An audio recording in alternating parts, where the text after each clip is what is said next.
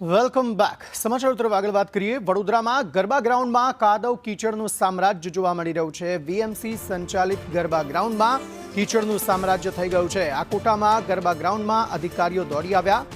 ગરબા ગ્રાઉન્ડને રીસરફેસ કરવા ટીમોને કામે લગાડવામાં આવી. વડોદરામાં હાલ ઝરમર વરસાદ વરસી રહ્યો છે, પરંતુ તેની વચ્ચે પણ અહીં જે જગ્યા છે તેને રીસરફેસ કરવાની કામગીરી કરવામાં આવી રહી છે. આવતીકાલથી ગરબાની જ્યારે શરૂઆત થવાની છે, નવરાત્રિ શરૂ થઈ રહી છે, ગરબા રમાવાના પણ શરૂ થશે, પરંતુ આ કાદવ કીચડમાં વડોદરાવાસીઓએ ગરબા રમવા પડે તેવી સ્થિતિ જોવા મળી રહી છે. તૈયારીઓ તમામ પ્રકારની કરેલી છે અને આગળ પણ જે પણ જરૂરિયાત પડશે એ પ્રકારની તૈયારીઓ કરવા માટે તૈયાર છે, એટલે આયોજન કરવાના છીએ. પાણીને મશીનરી અને મેન્યુઅલી સેટ કરવામાં આવશે અને વધુ જરૂર પડાશે તો માટી કે એનું જે પણ નાખવી પડશે નાખીશું. શું લાગે છે કેટલા ખેલૈયાઓ રમશે આ ગ્રાઉન્ડ પર?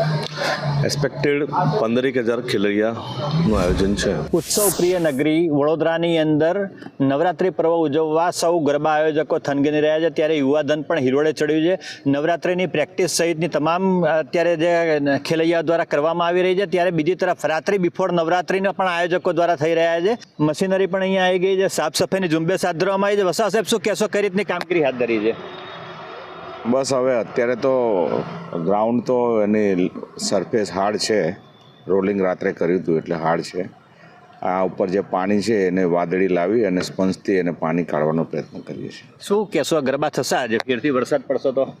સૂર્યપ્રકાશ નીકળે, સનલાઇટનો સપોર્ટ મળે તો પોસિબલ છે. જોઈ રહ્યું મેઘરાજા મહેર કરે છે કે કેમ?